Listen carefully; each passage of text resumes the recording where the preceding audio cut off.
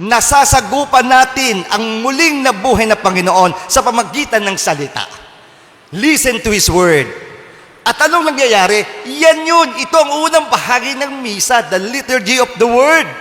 Kapag nararamdaman natin tayo ay tila nanlalamig sa espiritual o nalilito, ang mga kasulatan ang nagsisilbing tulay na nagpapaliwanag ng dahilan sa likod ng ating mga paghihirap. Beautiful! So, Jesus is teaching us, oy, kung nakikita mo yung ego ng yon, ikaw may ego ka rin, no? Doon ka mag-reflect sa salita ng Diyos. Ang ganda. Jesus is just teaching me personally and teaching us. And finally, sa number 2, the burning heart. Ang pananampalataya ay hindi lamang tungkol sa isang biglaang himala. Ito ay tungkol sa unti-unting pagbabaga ng puso na nagmumula sa pag-unawa sa plano ng Diyos sa pamagitan ng kanyang mga pangako. Saan daw tayo titingin? Hindi sa iyong ego, kundi salita ng Diyos. Anong kagustuhan ng Diyos? And finally, pangatlo, the recognition in the breaking of the bread. And this is our apostolate here in ABS-CBN. For 20 years, ang rurok ay hindi naganap habang naglalakad sa 7 milya, kundi sa hapagkainan. Paano nila nakilala si Jesus? Hindi yung sa diba?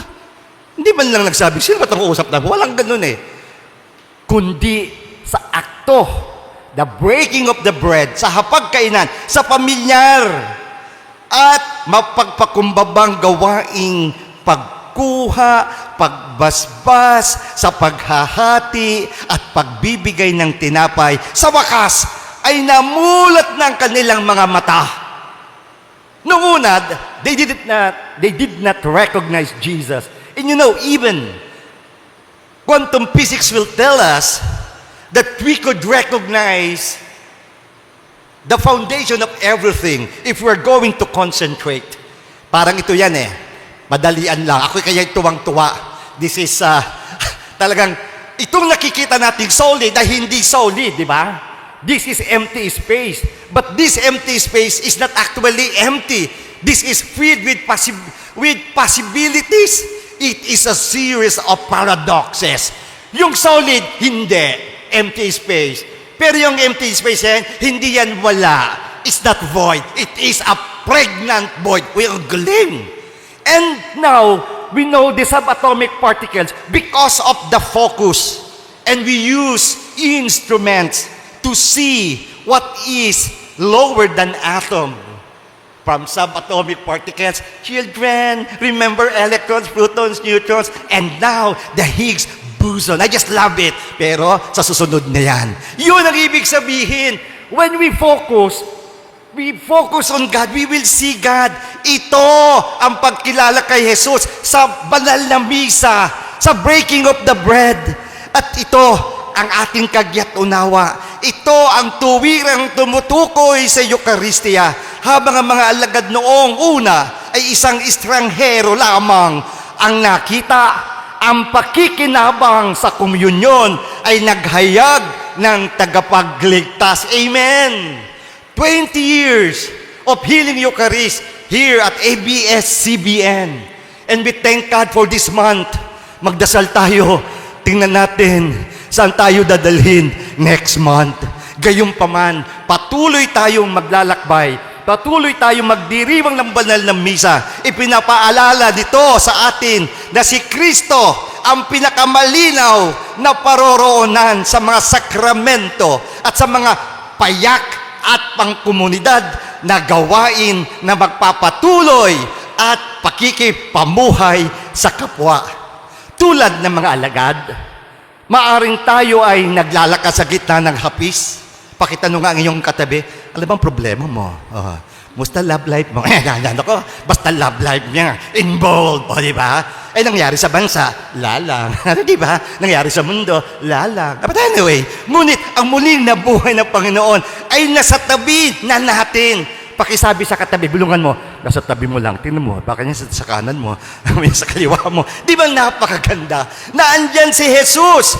Ito, kinakausap niya tayo sa pamagitan ng salita upang pagningasin ang ating mga puso at lubos niyang ipahahayag ang kanyang sarili kapag tayo ay nagtitipon sa kanyang hapag upang maghati-hati ng tinapay. Mga mahal kong kaibigan, ito ang pagkilala kay Jesus sa Eucharistia. This is the healing Eucharist. Sa 20 taon natin, dito sa ABS-CBN, tayo lamang ang laki ng tulong, lalong-lalong na sa komunikasyon, social media. Holy Thursday, Last Supper, Good Friday, Veneration of the Cross, Easter Vigil, Resurrection, at 7 last words under MCFI. Ito po ang kahalagahan ng paglalakbay ng dalawang disipulo. Our Q&A, feel mo, gets mo, gawin mo. Purihin natin ang Panginoon. Tayo po ngayon tumayo at ipahayag natin ang ating pananampalataya. I believe in one God. The Father Almighty, creator of heaven and earth, and in Jesus Christ, his only Son, our Lord, who was conceived by the Holy Spirit, born of the Virgin Mary, suffered under Pontius Pilate, was crucified, died, and was buried. He descended into hell. On the third day, he rose again from the dead. He ascended into heaven and is seated at the right hand of God, the Father Almighty. From there, he will come to judge the living and the dead. I believe in the Holy Spirit, the Holy Catholic Church, the communion of saints, the forgiveness of sins, the resurrection of the body, and life everlasting. Amen.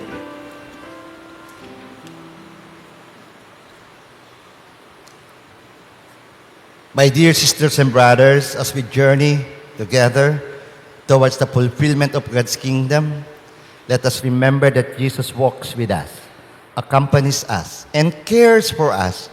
Mindful of this, let us pray.